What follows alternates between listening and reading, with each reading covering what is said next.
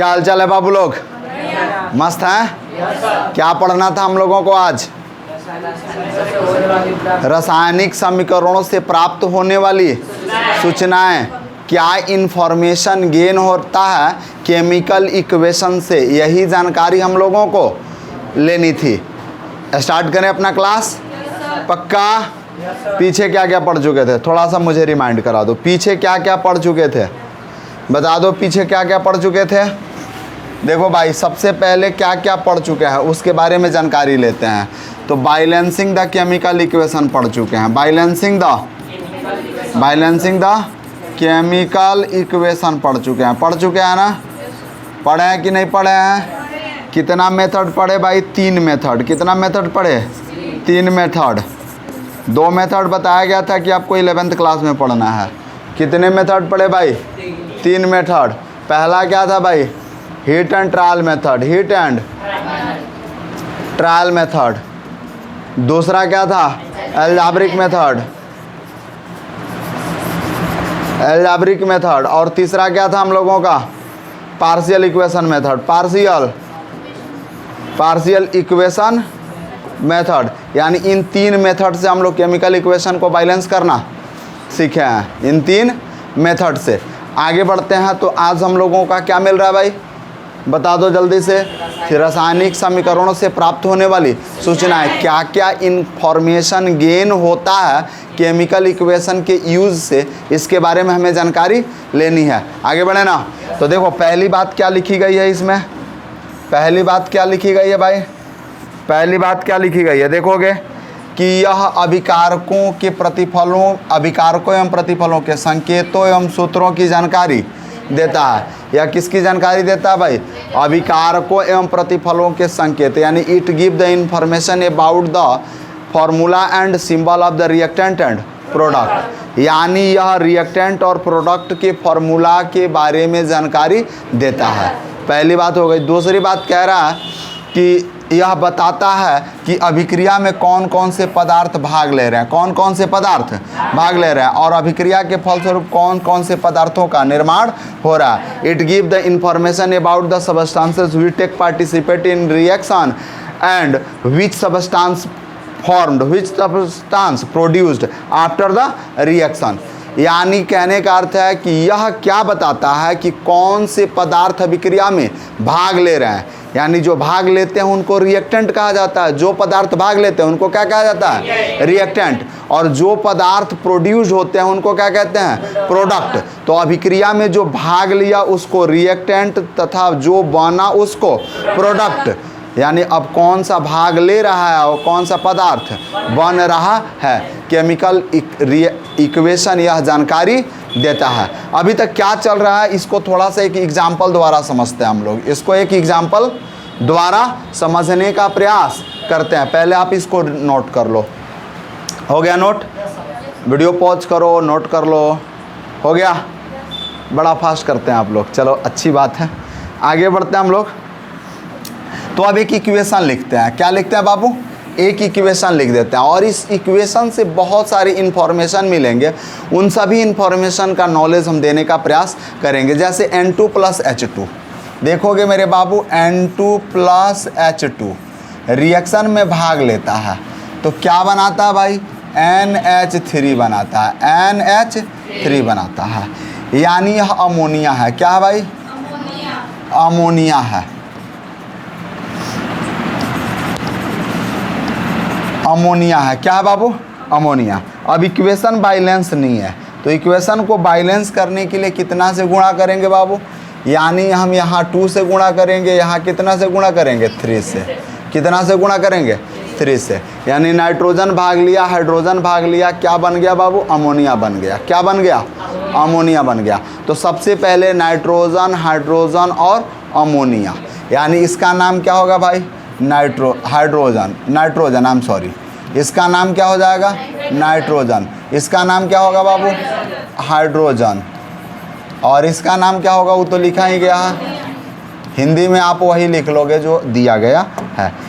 दूसरी बात इसमें देखने को मिल रही है भाई कि नाइट्रोजन, हाइड्रोजन और अमोनिया भाग लिया। तो नाइट्रोजन के कितने परमाणु हैं, हाइड्रोजन के कितने परमाणु हैं और अमोनिया के कितने अणु हैं, अमोनिया के कितने अणु हैं, ये चीज़ हमें देखना है। तो नाइट्रोजन कितने परमाणु में है भाई, 2 परमाणु। नाइट्रोजन के कितने परमाणु भाग लिए हैं, 2 भाग, यानी नाइट्रोजन N + N मिलकर क्या बनाता है बाबू, N2 बनाता है। यानी एक परमाणु बराबर कितना परमाणु, 2 परमाणु।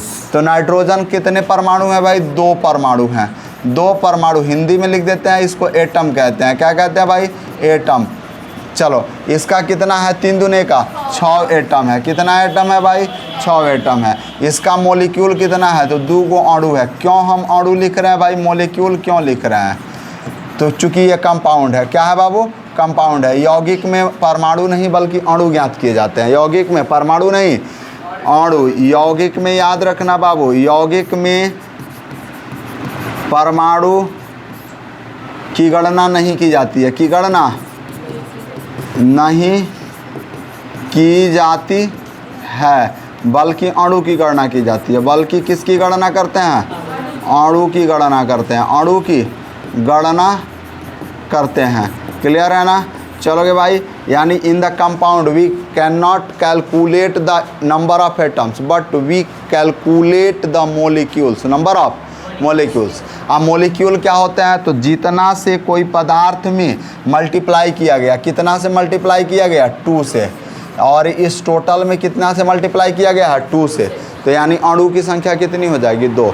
अगर वहाँ 5 से गुणा किया गया होता तो कितने अणु बनते, 5। अगर वहाँ 7 से गुणा किया गया होता तो कितने अणु बनते, 7। अब तो समझ में आ रहा है, कोई दिक्कत, एनी प्रॉब्लम।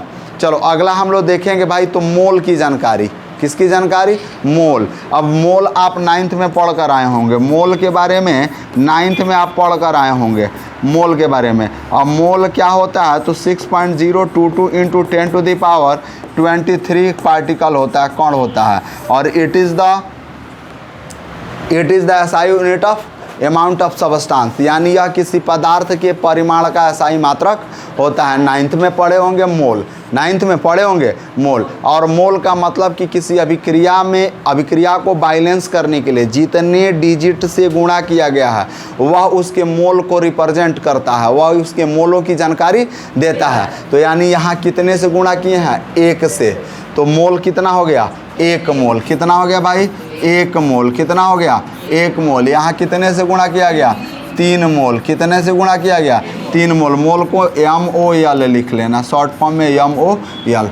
अब देखो भाई, यहाँ कितना मोल है भाई, 2 मोल। कितना मोल है, 2 मोल। अब तो समझ में आ रहा है ना, कितना मोल, 2 मोल।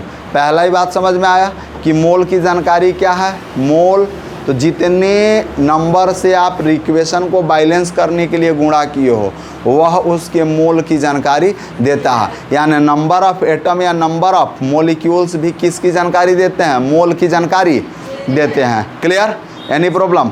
चलो अगला हम लोगों को क्या जानना है भाई, कितना इसका द्रव्यमान है, इसका द्रव्यमान कितना है।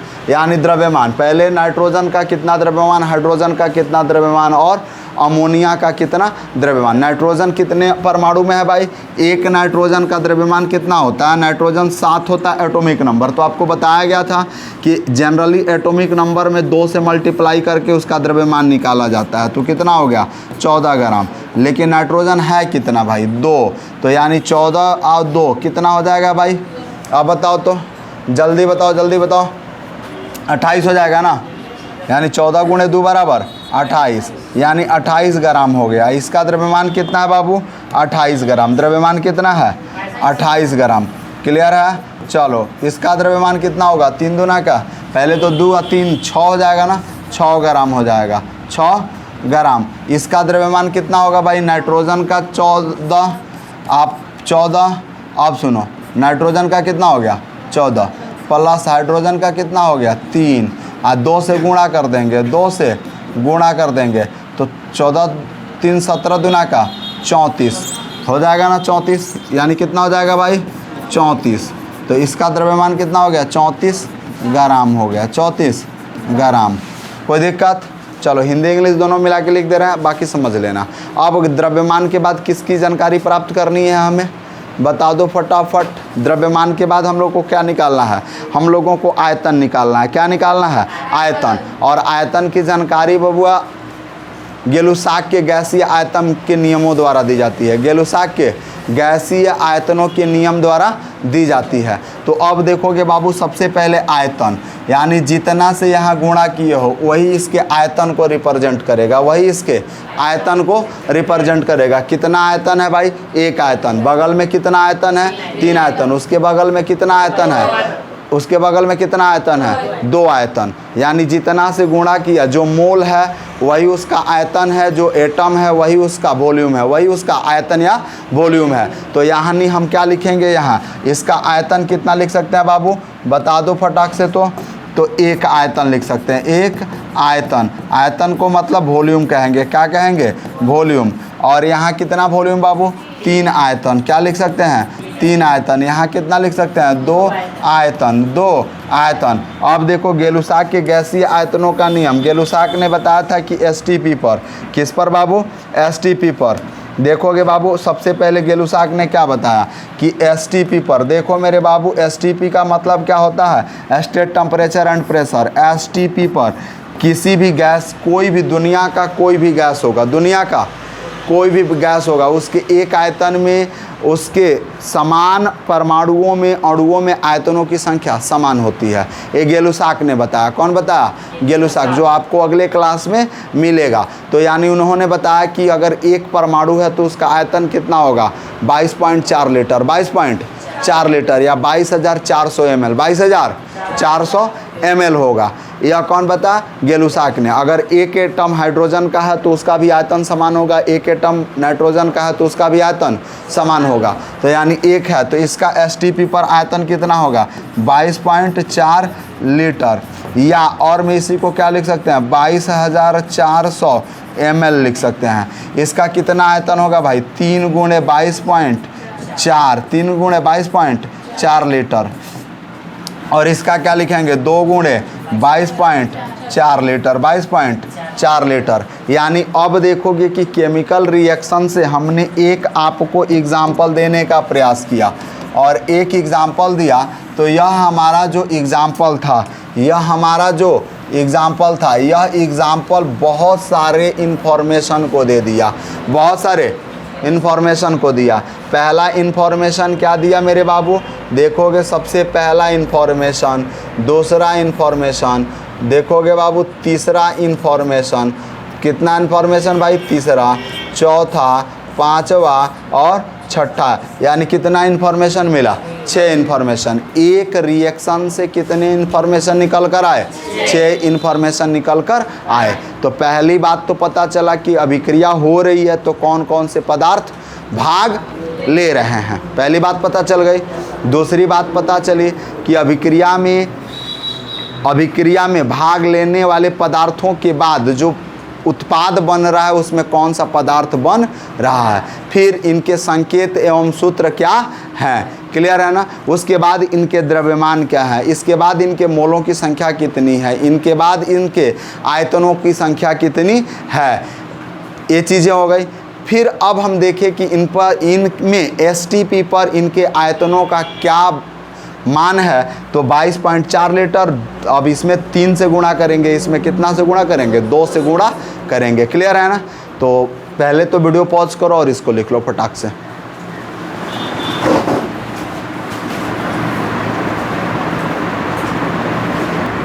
चलो हो गया बाबू, लिख चुके हैं लोग, आगे बढ़े हम लोग। तो क्या क्या मिला इससे जानकारी? एक रिएक्शन केमिकल इक्वेशन आपने लिखा तो केमिकल इक्वेशन से आपको क्या क्या जानकारी निकल कर आई?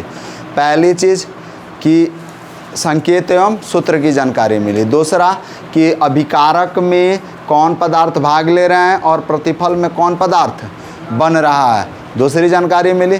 तीसरी जानकारी क्या मिली?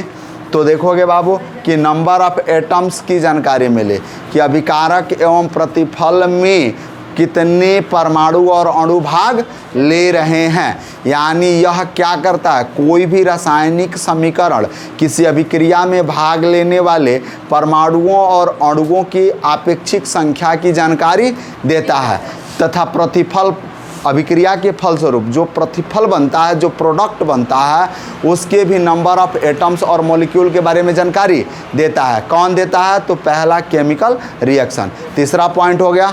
चौथा पॉइंट क्या कह रहा है कि यह मोलों के अनुपातों को बताता है। यानी केमिकल इक्वेशन करता है क्या है, तो अभिक्रिया में भाग लेने वाले अभिकारकों और प्रतिफलों के मोलों के अनुपात को बताता है कि 1 मोल भाग लिया कि 2 मोल भाग लिया कि 3 मोल भाग लिया। तीसरी बात हो गई।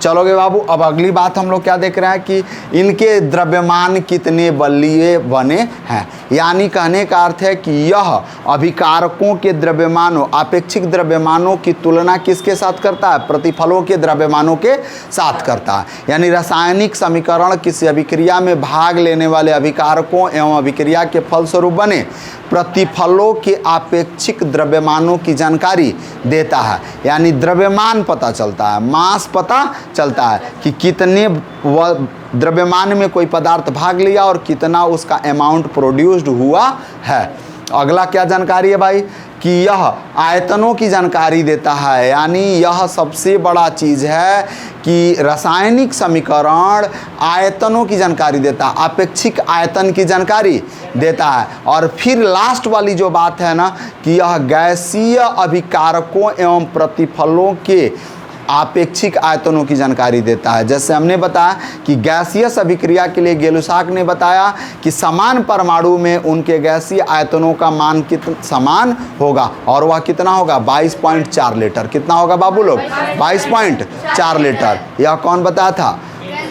गेलुसाक ने। तो अब देखोगे यानी यह गैसीय आयतनों की जानकारी देता है। ये सारी जानकारी को ऑलरेडी हम लोग रिटेन वर्क में ला चुके हैं। रिटेन वर्क में हमने देखा कि अभिक्रिया में भाग लेने वाले अभिकारकों के परमाणुओं एवं अणुओं की अपेक्षिक संख्याओं की जानकारी देता है, जिसको पहले लिख दिया गया है। It give the information about the relative number of atoms and molecules of reactant and product. Reactant and product देखोगे बाबू, reactant and product, reactant and product. Clear है? अब देखोगे अगला कह रहा है कि यह प्रतिफलों के अपेक्षिक अणुओं एवं परमाणुओं की संख्या की जानकारी देता है। यानी जो मॉलिक्यूल्स हैं रिएक्टेंट के, उनकी जानकारी देता है। प्रोडक्ट के रिएक्टेंट्स और प्रोडक्ट के एटम्स और मॉलिक्यूल्स की जानकारी देता है। यह अभिकारकों एवं प्रतिफलों के मोलों के अनुपात की जानकारी देता है। मोल की संख्या बताता है कि कितना मोल में कोई पदार्थ भाग लिया है। जैसे आपने रिएक्शन देखा N2 प्लस H2 बना क्या था? NH3, 2 से गुणा किया 3 से, तो कितना मोल था भाई? 1 मोल। कितना मोल? 1 मोल। यहाँ कितना मोल?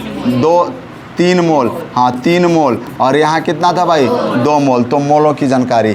यह अभिकारकों एवं प्रतिफलों के द्रव्यमानों का अनुपात बताता है। इसका द्रव्यमान कितना है? 28 ग्राम। इसका द्रव्यमान कितना है भाई?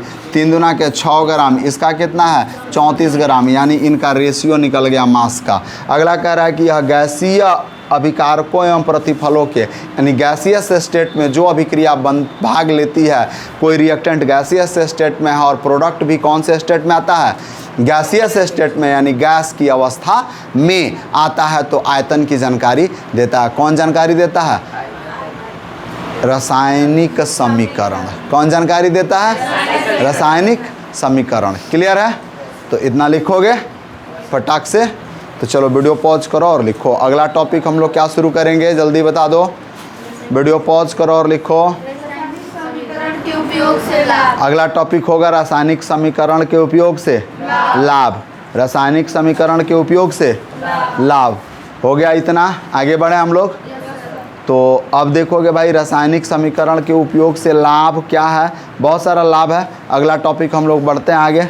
तो रासायनिक समीकरण के उपयोग से लाभ कि पूरी दुनिया में एक ही प्रकार के केमिकल इक्वेशन का प्रयोग होता है, एक ही प्रकार के संकेत एवं सूत्र का उपयोग होता है। इसको बहुत ज़्यादा लिखने की ज़रूरत नहीं है। अब तो समझ में आ रहा है ना। अगला हम लोग पढ़ेंगे रासायनिक समीकरण की सीमाएं। रासायनिक समीकरण की सीमाएं। तो देखो पहला टॉपिक तुम्हारा होगा रासायनिक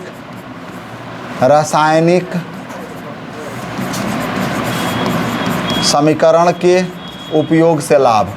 उपयोग से लाभ। तो लाभ में क्या है भाई कि पूरे विश्व में एक ही प्रकार के संकेतों एवं सूत्रों का प्रयोग किया जाता है। किसी भी केमिकल रिएक्शन को लिखने के लिए पूरे विश्व में, पूरे ब्रह्मांड में, धरती के किसी भी कोना में एक ही प्रकार के संकेत एवं सूत्र का प्रयोग किया जाता है। क्लियर है। दूसरा चीज़ हम लोगों ने क्या मिला कि यह अभिक्रिया का सीधा अभिकार, यानी यह अभिक्रिया में अभिकारक की जानकारी प्रतिफल के रूप में देता है कि क्या क्या पदार्थ बना और क्या क्या पदार्थ सीधा, क्या क्या पदार्थ भाग लिया और क्या क्या पदार्थ बन गया। यह सीधा क्या करता है भाई, रिएक्टेंट से प्रोडक्ट के रूप में जानकारी दे देता है, बीच में कुछ भी जानकारी नहीं देता है। इतना बात समझ में आ रहा है? कोई दिक्कत? हाँ,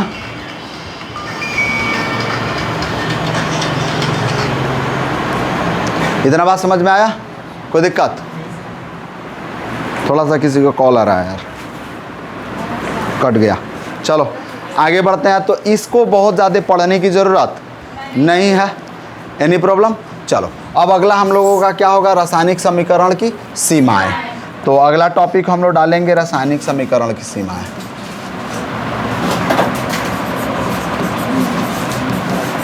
रासायनिक समीकरण की limitations of chemical equations, limitation of chemical equation, limitations of chemical equation.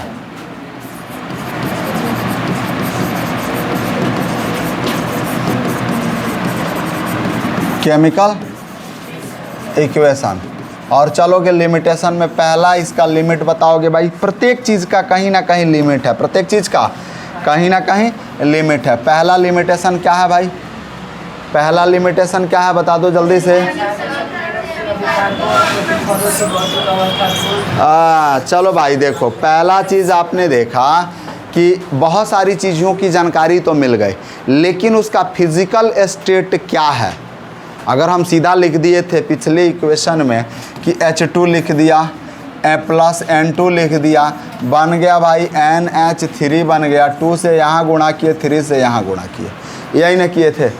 तो यानी अब यह कौन सी अवस्था में है, ठोस अवस्था में है कि द्रव अवस्था में है कि गैस की अवस्था में है कि जलीय विलयन की अवस्था में है कि कंसंट्रेटेड है कि डाइल्यूट है, यानी किसी भी चीज़ की जानकारी यहाँ नहीं मिली। तो सबसे पहला लिमिट क्या हो गया कि रासायनिक समीकरण से अभिक्रिया में भाग लेने वाले पदार्थों तथा अभिक्रिया के फलस्वरूप बने पदार्थों के भौतिक अवस्था की जानकारी नहीं मिल पाती है। यानी chemical equation does not give the information about the physical state of reactant and product। यानी रिएक्टेंट एंड प्रोडक्ट के फिजिकल स्टेट की कोई जानकारी प्राप्त नहीं होती है। किससे प्राप्त नहीं होता भाई, केमिकल इक्वेशन से। तो लिखेंगे भाई कि यह अभिकारकों एवं प्रतिफलों, यह अभिकारकों एवं प्रतिफलों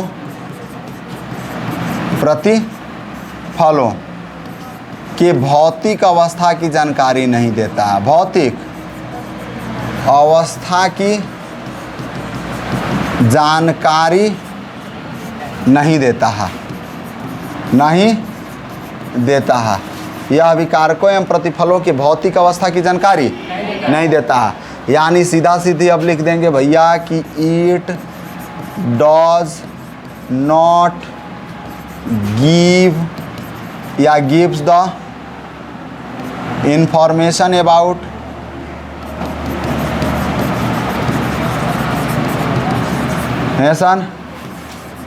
about the physical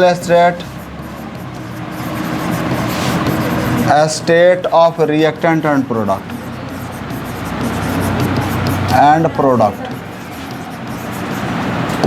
यानी यह रिएक्टेंट एंड प्रोडक्ट का कोई जानकारी नहीं देता है फिजिकल स्टेट का। दूसरा क्या है, दूसरा बता दो भाई जल्दी से।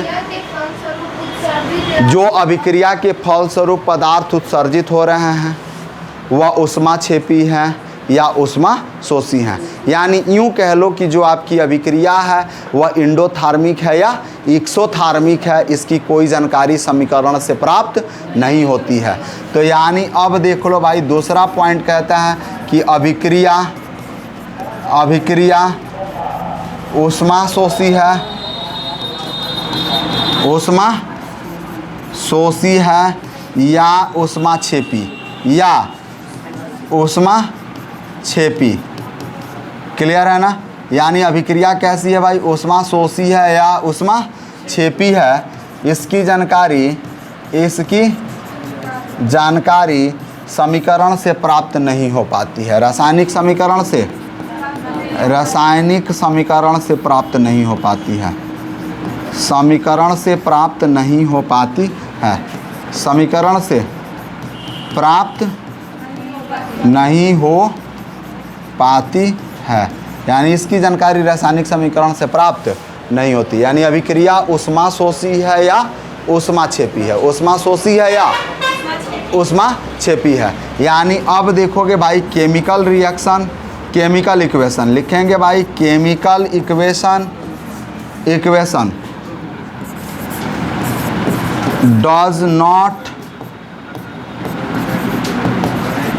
give the information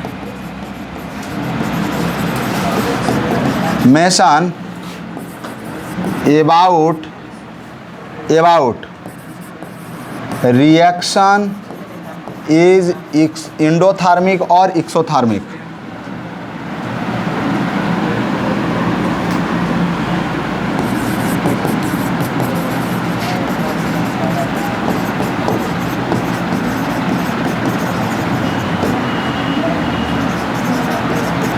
एक्सोथार्मिक और इंडोथार्मिक, यानी केमिकल रिएक्शन कोई इंफॉर्मेशन नहीं देता है, does not give the information about the chemical equation या केमिकल रिएक्शन इज एक्सोथार्मिक और इंडोथार्मिक। कैसा है भाई, एक्सोथार्मिक है कि इंडोथार्मिक है, इसकी कोई जानकारी नहीं मिलता है। तीसरा पॉइंट हम लोगों का क्या बनेगा बाबू, जल्दी से बताइए। हाँ बताइए फटाक से। अब देखिए भाई, पहली चीज़ और अगली चीज़ हम लोगों को मिल के आ रही है कि रासायनिक अभिक्रिया से यह नहीं पता चलता है कि अभिक्रिया किन दशाओं में हो रही है, किन दशाओं में हो रही है। दशा क्या है अभिक्रिया का, बताओ फटाफट। तो अभिक्रिया का दशा ताप, दाब,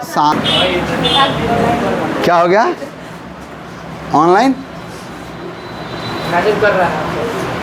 अच्छा, अब देखो तो भाई चलो लिखेंगे भाई कि रासायनिक समीकरण, रासायनिक समीकरण से यह पता नहीं चलता है, यह पता नहीं चलता है, चलता है कि अभिक्रिया किन किन दशाओं में, किन दशाओं। अब दशा क्या होगी इसका भाई, तो ताप होगा, दाब होगा, सांद्रण होगा और उत्प्रेरक होगा, उत्प्रेरक। क्लियर है ना? किन किन दशाओं में संपन्न हो रही है, संपन्न हो रही है, यानी रासायनिक समीकरण से भी नहीं पता चलता है। यानी chemical equation does not give, चलो भाई केमिकल इक्वेशन से यह भी पता नहीं चलता है कि आपकी अभिक्रिया किन किन दशाओं में संपन्न हो रही है, किन किन दशाओं में संपन्न हो रही है। जैसे ताप, दाब, सांद्रण, उत्प्रेरक की जानकारी पता नहीं चलता है किसके द्वारा, केमिकल इक्वेशन से। तो यानी क्या लिखेंगे भाई, chemical equation, chemical equation does not gives the information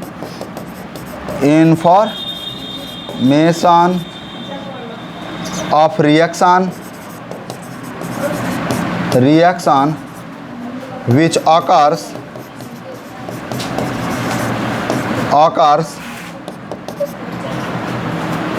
which chemical reaction occurs, देखो भाई ये एरर हो गया,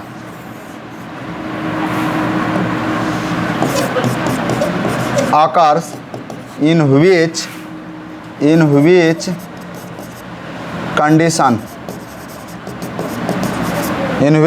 कंडीशन में क्या लिखेंगे, टेम्परेचर लिखेंगे, और क्या लिखेंगे भाई, प्रेशर लिखेंगे, कंसंट्रेशन लिखेंगे,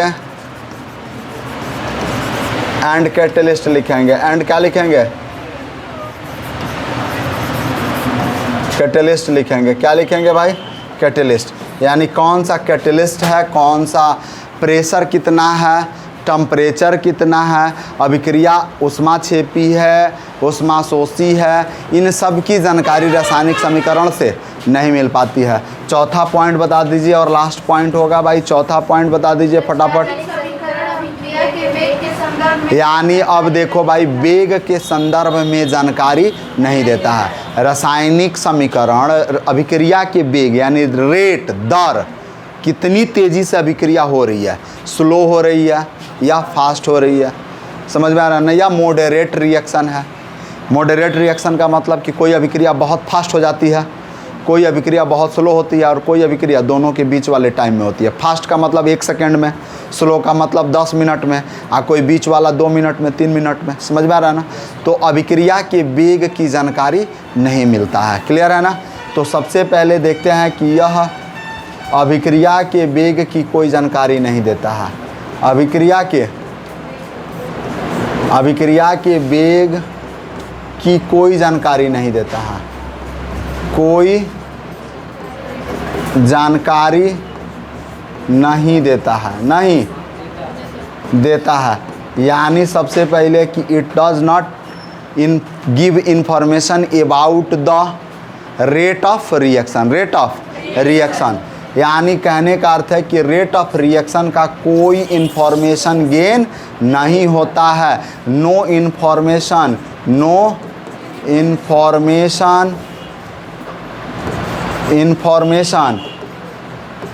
गेन अबाउट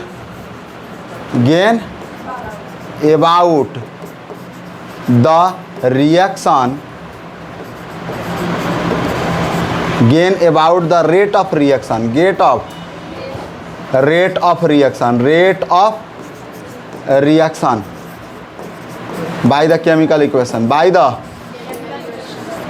इक्वेशन, यानी केमिकल इक्वेशन से उसके कोई भी रेट ऑफ रिएक्शन की जानकारी नहीं पा। यानी अभिक्रिया स्लो है, फास्ट है या मॉडरेट है। तो यानी स्लो रिएक्शन, पहला चीज़ क्या पढ़े आप लोग, स्लो रिएक्शन। दूसरा क्या पढ़े भाई, फास्ट रिएक्शन। और तीसरा मॉडरेट रिएक्शन। मॉडरेट, स्लो का मतलब धीमा, फास्ट का मतलब तीव्र, और मॉडरेट का मतलब मध्यवर्ती। ये 3 प्रकार की अभिक्रियाएं होती हैं रेट ऑफ रिएक्शन के आधार पर। रेट ऑफ रिएक्शन के आधार पर कितने प्रकार की अभिक्रियाएं, 3 प्रकार की। कितने प्रकार की, 3 प्रकार की, क्लियर है ना। और भी जानकारियां हैं तो पहले इसको वीडियो पॉज करो और लिख लो, वीडियो पॉज करो और लिखो फटाक से। हो गया बाबू, आगे बढ़ें अब हम लोग। कोई दिक्कत, एनी प्रॉब्लम? हाँ, चलो आगे बढ़ते हैं भाई। तो अब सुनोगे एक चीज़ और कि 5वां एक और जानकारी या 2 जानकारी लिख देते हैं। अब ये भी जानकारी पता नहीं चलता है कि अभिक्रिया विस्फोट के साथ हो रही है कि नहीं हो रही है। फिर ये भी जानकारी नहीं पता चलता है कि अभिक्रिया में पदार्थ की कितनी मात्राएं खर्च हुई और कितनी मात्रा बना, यानी मात्रा के बारे में भी कोई जानकारी रिएक्शन नहीं देता है, क्लियर है ना। तो अब विस्फोट के साथ अभिक्रिया हो रही है कि नहीं हो रही है, अब इन सभी चीज़ों को अभिक्रिया के साथ रिप्रेजेंट किया जाता है। इन सभी चीज़ों को अभिक्रिया के साथ रिप्रेजेंट किया जाता है, सूचित किया जाता है। तो इसके लिए नया टॉपिक बनेगा। क्या नया टॉपिक बनेगा भाई, क्या नया टॉपिक बनेगा? अभी रासायनिक अभिक्रिया को और अधिक उपयोगी बनाना, to make more useful the chemical reaction. यानी अगला हम लोगों का टॉपिक क्या मिल जाएगा, रासायनिक अभिक्रिया को, यानी अगला टॉपिक होगा रासायनिक अभिक्रिया को और अधिक उपयोगी बनाना,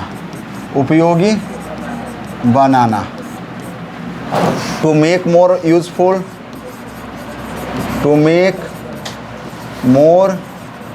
यूजफुल द केमिकल इक्वेशंस। क्या क्या करेंगे भाई, तो सबसे पहले फिजिकल स्टेट की जानकारी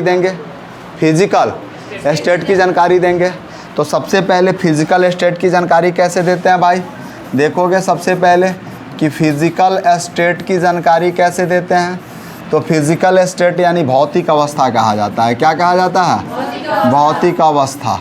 और भौतिक अवस्था किसका, रिएक्टेंट का और प्रोडक्ट का। तो सबसे पहले गैस, अगर अभिक्रिया गैसीय अवस्था में है यानी गैस है, तो अभिकारक और में जो पदार्थ भाग ले रहा है उस पदार्थ के बगल में हम क्या लिखते हैं, जी लिख देते हैं। क्या लिख देते हैं भाई, जी लिख देते हैं। अगर ठोस अवस्था में है तो क्या लिखेंगे भाई, एस लिखेंगे। अगर द्रव अवस्था में है तो क्या लिखेंगे, एल लिखेंगे। क्या लिखेंगे भाई, एल।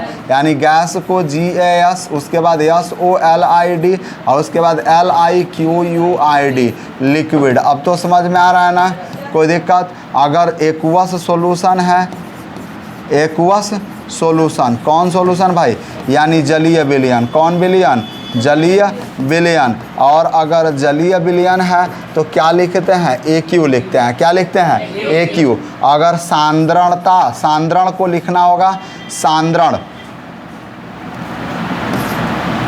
सांद्रता कैसे लिखाएगा भाई, हम कंसंट्रेशन लिख दे रहे हैं, हिंदी में पता नहीं चल रहा है, कंसंट्रेशन।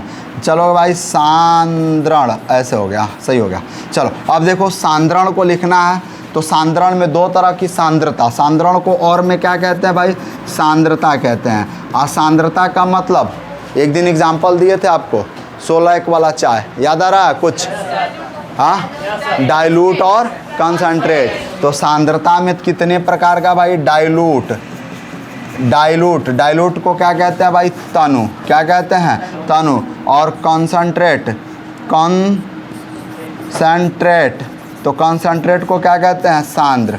अब देखो भाई, अगर विलयन तनु है तो उसके आगे क्या लिखते हैं, DIL। और विलयन अगर तनु है तो कॉन्क लिखते हैं। क्या लिखते हैं, कॉन्क। ये सिंबल रिएक्टेंट यानी जो पदार्थ भाग ले रहा है उस पदार्थ के आगे लगा देते हैं कि कंसंट्रेटेड पोजीशन में है कि डाइल्यूट पोजीशन में है। इसकी जानकारी क्या कर दी जाती है, उसके आगे ये लिख कर, आगे वो ये चीज़ें लिख कर।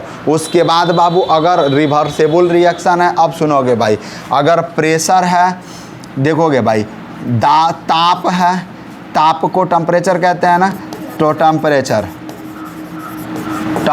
है, टेम्परेचर को क्या कहेंगे, ताप।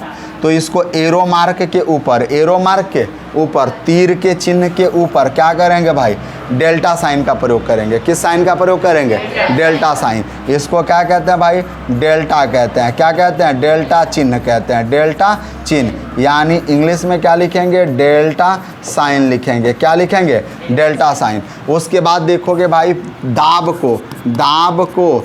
यानी प्रेशर। क्या है भाई, प्रेशर को भी क्या करते हैं, एरो मार्क के ऊपर प्रेशर लिखते हैं। क्या लिखते हैं, प्रेशर लिख देते हैं। यानी जो उसका अमाउंट होता है, जैसे 100 mm 100 बार लिखना है, टॉर लिखना है, या जो भी प्रेशर का यूनिट है, उसको लिख देते हैं। क्लियर है ना। ताप को लिख देते हैं, प्रेशर को लिख देते हैं। अब तो समझ में आ रहा है ना। उत्प्रेरक, अब देखो भाई अगला क्या कहता है, उत्प्रेरक को कैटेलिस्ट कहते हैं। क्या कहते हैं भाई, कैटेलिस्ट। अब कैटेलिस्ट और कैटेलिस्ट उत्प्रेरक को अगर लिखना होता है तो उत्प्रेरक दो तरह के होते हैं, एक उत्प्रेरक वर्धक होता है और उत्प्रेरक विष होता है। यानी उत्प्रेरक वर्धक को पॉजिटिव कैटेलिस्ट कहते हैं और उत्प्रेरक 20 को निगेटिव कैटेलिस्ट कहते हैं। इस समाज में भी हमारे दो तरह के उत्प्रेरक होते हैं। एक जो आपके उत्प्रेरण, अपने उत्प्रेरण से आपके मार्ग को आसान बना देते हैं, आपको मंजिल तक पहुंचने का रास्ता दिखाते हैं। और गांव में एक उत्प्रेरक ऐसे होंगे जो अपने उत्प्रेरण से आपके हौसलों को आसमान की ऊंचाइयों से लाकर ज़मीन पर पटक देते हैं, यानी आपको आगे बढ़ने देना नहीं चाहते हैं। उसी प्रकार से अभिक्रिया में भी दो तरह के उत्प्रेरक होते हैं। एक जो अभिक्रिया के वेग को बढ़ा देते हैं और एक अभिक्रिया के वेग को घटा देते हैं। अभी वेग हमने पढ़ाया कि कितनी तेज़ी से अभिक्रिया हो रही है। तो उत्प्रेरक के बारे में, गांव में जो उत्प्रेरक होते हैं वह उत्प्रेरक वर्धक नहीं बल्कि उत्प्रेरक 20 का कार्य करते हैं। 20 का मतलब निगेटिव कैटेलिस्ट होते हैं। निगेटिव लोगों के साथ आप रहना छोड़ दो, समझ में आ रहा है? निगेटिव लोगों के साथ रहना छोड़ दोगे तो फिर आपके जो हौसले हैं, आपके जो सपने हैं वह बहुत जल्द अचीव हो जाएंगे। और निगेटिव कैटेलिस्ट लोग करते क्या हैं? ऐसे करेंगे, समझ में आ रहा? आपके हौसलों को आसमान की ऊंचाइयों से लाकर ज़मीन पर पटक देते हैं। तो उत्प्रेरक कितने प्रकार के भाई? दो प्रकार के। एक पॉजिटिव कैटेलिस्ट और दूसरा क्या हो गया भाई?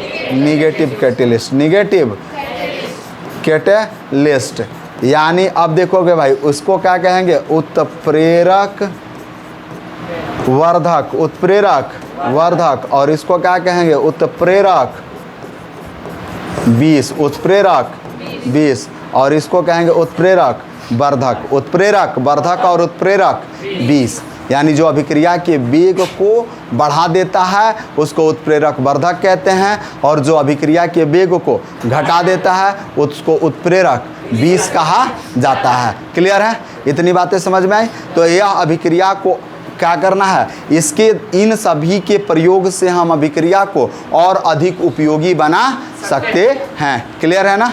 Any problem? कोई दिक्कत? चलो भाई इसको पॉज करो वीडियो को और लिख लो फटाक से। हो गया बाबू लोग? आगे बढ़े हम लोग।